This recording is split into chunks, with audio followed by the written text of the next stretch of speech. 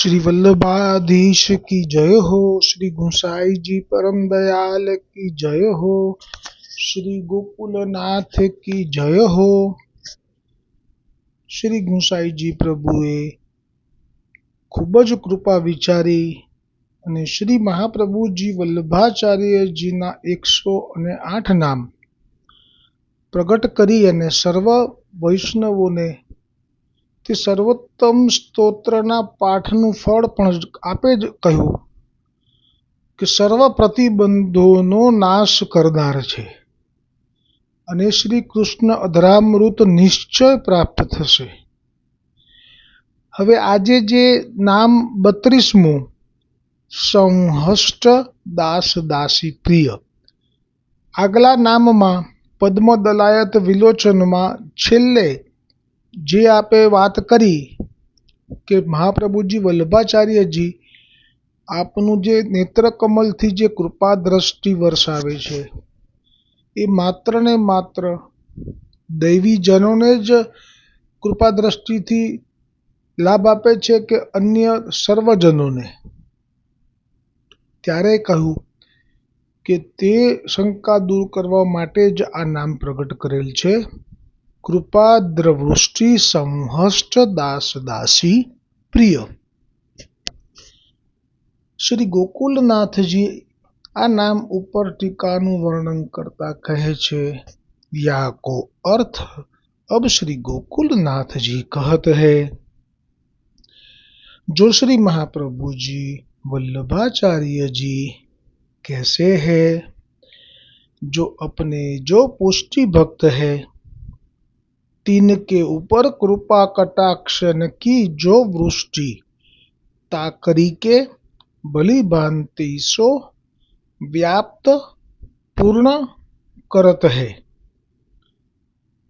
એટલે આપના જે દૈવી જીવો આપની સન્મુખ થાય એટલે આપ તે સર્વ દૈવી જીવો ઉપર કૃપા કટાક્ષની વૃષ્ટિ કરે છે અને સારી રીતે વ્યાપ્ત પૂર્ણ કરે છે. એટલે કે ખૂબ જ એમને કૃપા દ્રષ્ટિથી સ્નાન કરાવે છે. અબ કહે જો કૃપા દ્રગ વૃષ્ટિ સો વૃષ્ટિ પદ ક્યો હૈ. એટલે નામ જે છે એમાં આખું નામ વિશાળ છે. કૃપા દ્રગ વૃષ્ટિ સંહષ્ટ દાસ દાસી પ્રિય. પણ હવે એમાં ગોકુલનાથજી કહે છે કે પ્રથમ તો આપ વૃષ્ટિ એવું નામ શ્રી ગુસાઈજીએ આમાં જોડ્યું છે. એ કેમ?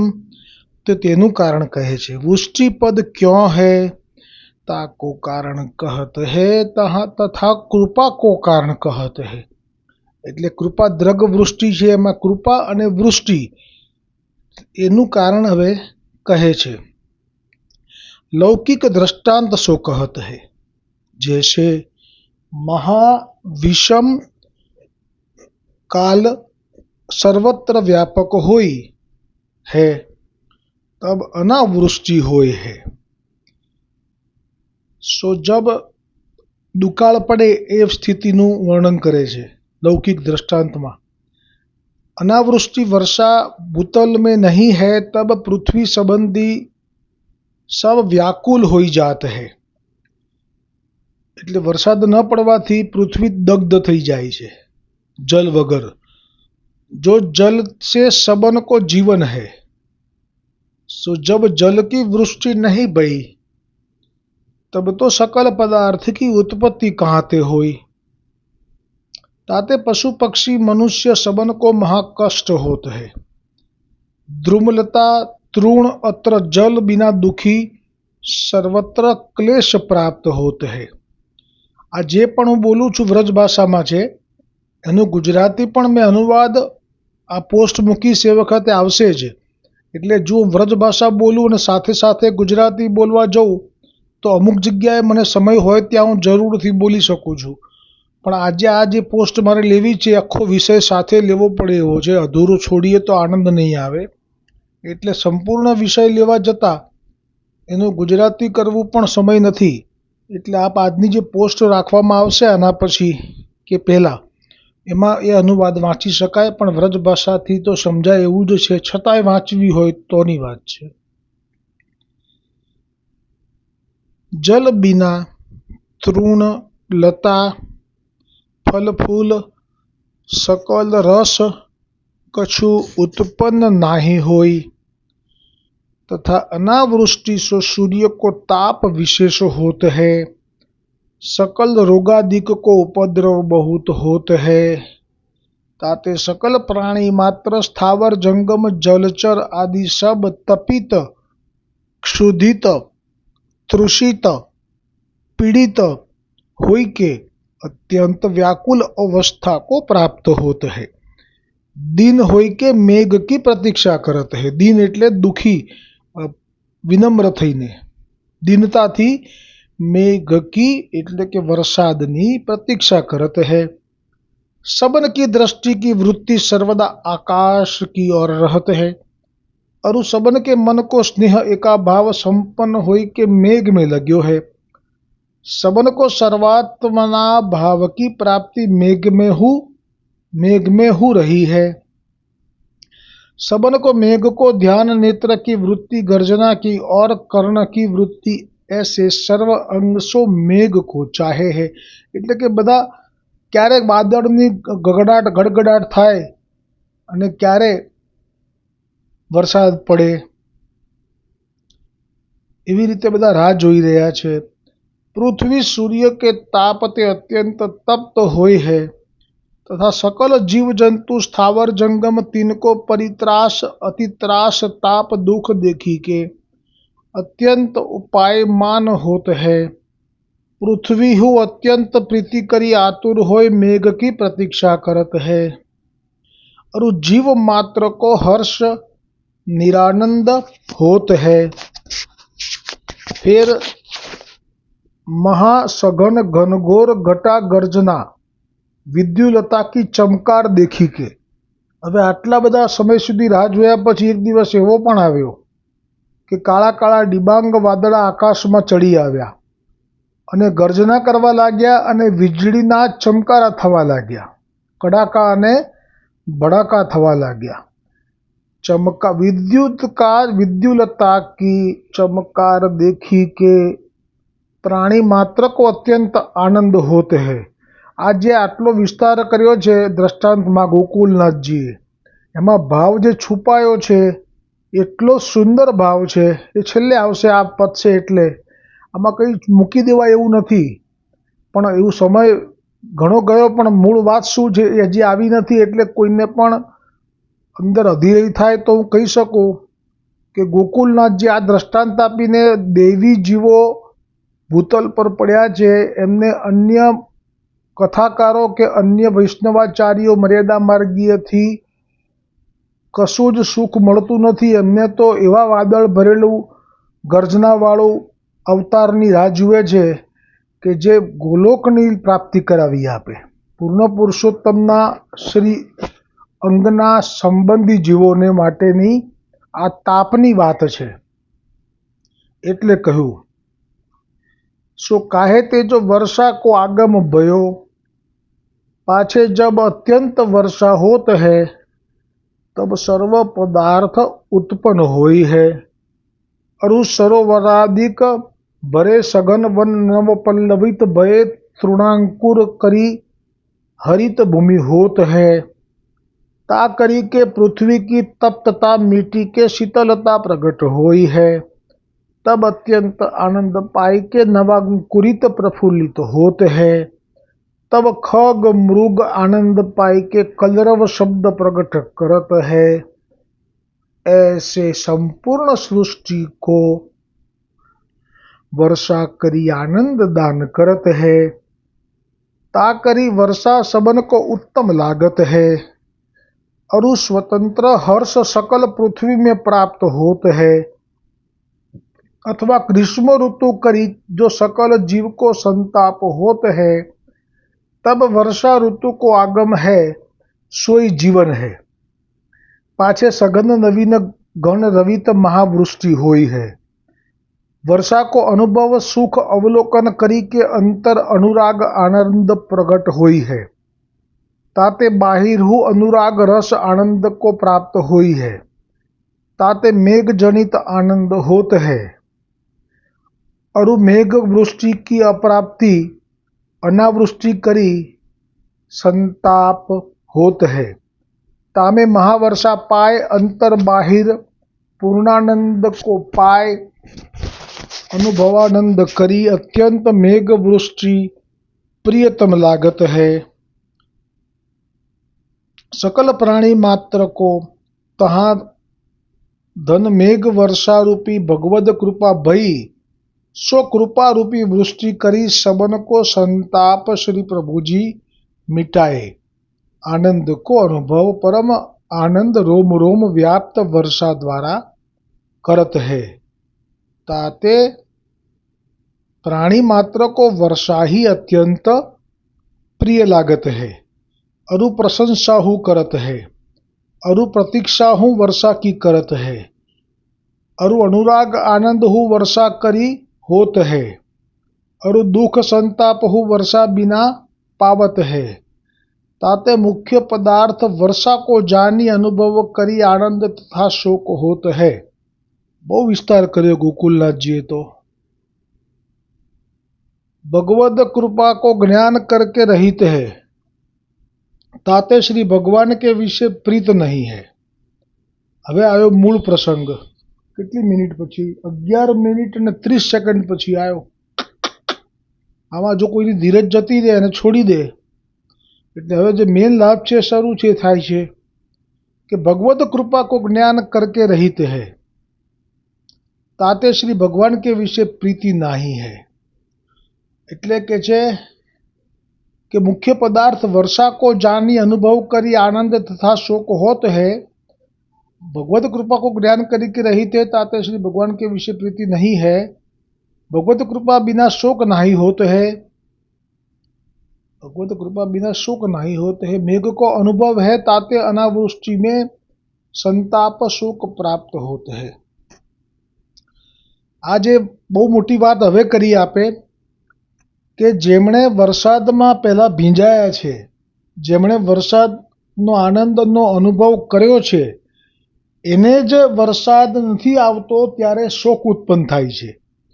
પણ જેણે વરસાદનો અનુભવ થયો નથી, જેણે જેમ કે કોઈ પરદેશથી આવે જ્યાં ચોમાસું ના આવતું હોય, રણ પ્રદેશમાંથી કોઈ આવે તો રણમાં ચોમાસામાં વરસાદ ના પડે, તો એવા લોકોને વરસાદનો અનુભવ નથી, તો એ લોકોને વરસાદ ન પડે તો કોઈ તાપ કે શોક થતો જ નથી।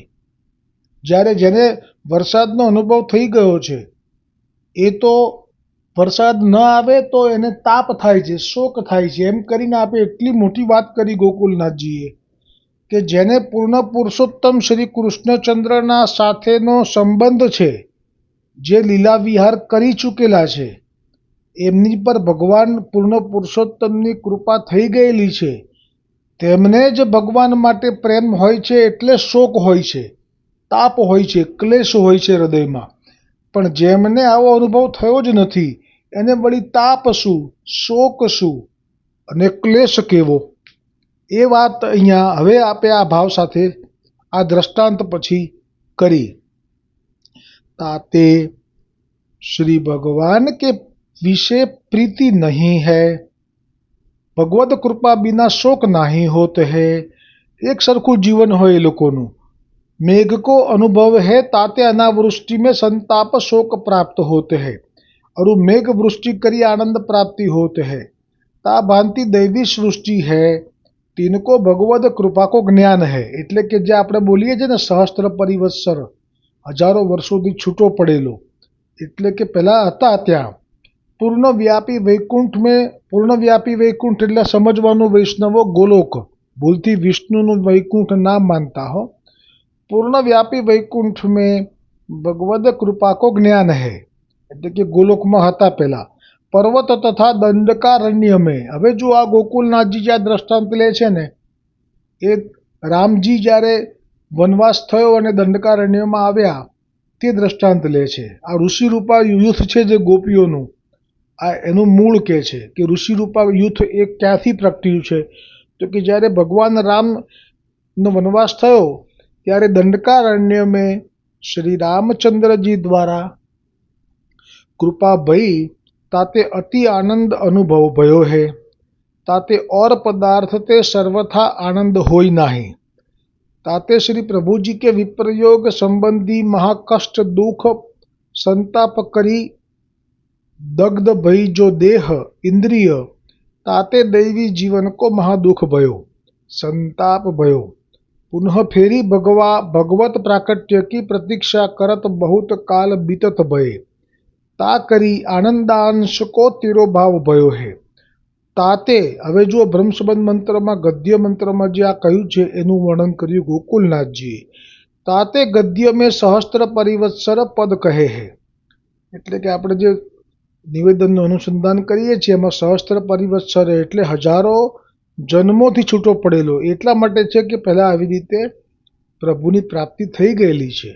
અરુ તાપ ક્લેશ આનંદ તિરોભાવો હમ યહ પદ દિએ હૈ સો અનાવૃષ્ટિવત સંતાપકો પ્રાપ્ત હૈ। એટલે આપણે જે આ દ્રષ્ટાંત આપ્યું લૌકિક અનાવૃષ્ટિવાળું એ અહીંયા સરખાવ્યું કે લીલાના જીવોને જ આવો થાય તાપ।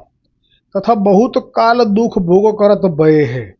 બહુત કાલ એટલે હજારો જન્મ વર્ષો, કેમ કે પુષ્ટિ આચાર્ય સિવાય આ સુખ કોઈ ના આપી શકે, કોઈની પાસે સત્તા પણ નથી। એના મુખિયાજી છે તો સ્વામિનીજી એટલે કે મહાપ્રભુજી છે। એટલે કહ્યું કે કાલ દુઃખ ભોગ કરત ભય તાતે આનંદ કો તિરોભાવ भयो है और एक सुख आनंद को सुमरण मात्र રહ્યો है સોઈ બીજ है। એટલે કે જે એક તલભાર જેટલું આનંદનું જે સ્મરણ છે એ હૃદયની અંદર ખૂણે ખૂણે સબકોન્શિયસ માઇન્ડમાં અથવા તો હૃદયમાં એ પડેલું છે કે એ ભૂસાય નહીં। એક વખત ઠાકોરજી પોતાના ધામમાં બોલાયા હોય પછી ભલે પડવાનું થાય પણ એ ના ભૂલી શકાય, એ બીજ કહેવાય। એ બીજ ઉપર જ બ્રહ્મસંબંધ મંત્રથી વૃક્ષ થાય છે। એટલે કહ્યું કે બીજ કો નાશ નહીં હૈ, અનવતાર કરી અંકુરિત નહીં હોત હૈ। પણ કહે છે કે એ બીજ ભલે નાશ ના પામે, એટલે હજારો જન્મ થયા તો કેમ એ બીજમાં અંકુર ના ફૂટ્યો? તો કે અનવતાર એટલે જ્યાં સુધી પુષ્ટિ પુરુષોત્તમના મુખારવિંદથી મહાપ્રભુજી વલ્લભાચાર્યજી પ્રગટ ન થાય ત્યાં સુધી એ બીજમાં અંકુર ફૂટતા જ નથી। जैसे ग्रीष्म ऋतु पाए रसांश को तिरुभाव है बीज भूमि में पड़ो है, परंतु वृष्टि वर्षा जल प्राप्ति बिना अंकुरित होत नहीं है। ता भांति सो दैवी जीव के हृदय रूपी ब्रह्म में है, हृदय रूपी ब्रह्म है। ताते भगवत संबंधी रूपी बीज सिद्ध है, परंतु भगवत प्रागट्य कृपा वृष्टि स्वरूप वर्षा के जल प्राप्त भय बिना अंकुरित बीज को होत नहीं है। ताते आनंद को तिरोभाव शोक संताप की प्राप्ति भई है। ताते भगवत कृपा रस वृष्टि वर्षा की देवी जीवन को सर्व इंद्रिय करी अपेक्षित होई भगवत प्राकट्य की प्रतीक्षा करत है। सो कहते जो पूर्व जैसे प्रत्यक्षता होय आनंद सुधा समुद्र को अनुभव किए हैं, तैसे ही फेरी भगवत स्वरूप के प्रागट्य की कोटि अपेक्षा करत है और विप्रयोग रस को अनुभव करी अत्यंत व्याकुल होते हैं। तथा व्यापी वैकुंठीय पदार्थ श्री गोवर्धन, श्री वृंदावन, श्री यमुना जी, श्री व्रजभूमि संबंधी सकल पशु पक्षी प्रकट भय है। सोहु श्री पूर्ण पुरुषोत्तम के विप्रयोग करी महा आतुर होई श्री प्रभु जी के प्रागट्य की अपेक्षा प्रतीक्षा करत है और विप्रयोगात्मक अग्नि करी संतप्त होई रहे हैं। सो जैसे चकोर की दृष्टि चंद्रमा के अवलोकनार्थ आकाश विषय आरोपित रहत है। हवे आवशे चकोर अने चांदनीनो दृष्टांत ने बीजा बी आवशे दृष्टांत। केम आवशे ए महत्वनुं छे, ध्यानथी सांभळजो। तो पपीहा के मन की वृत्ति तथा दृष्टि की वृत्ति स्वाति बुंद के पान करनार्थ सर्वेंद्रिय आकाश विषय चितवत है। तथा सीप એટલે छिपलू जैसे स्वाति बुंद के भोगार्थ जल में ते तनिक निक्षी के जल के ऊपर आए आकाश विषय चितवत है। तथा कमल जैसे सूर्योदय की प्रतीक्षा करत है। तथा कुमुदिनी जैसे चंद्रोदय की प्रतीक्षा करत है। तथा चकवा चकवी जैसे अरुणोदय की प्रतीक्षा करत है। तैसे दैवी जीव श्रुति रूपा ऋषि रूपादिक सर्व श्री पूर्ण पुरुषोत्तम के प्रागट्य की अपेक्षा प्रतीक्षा करत है।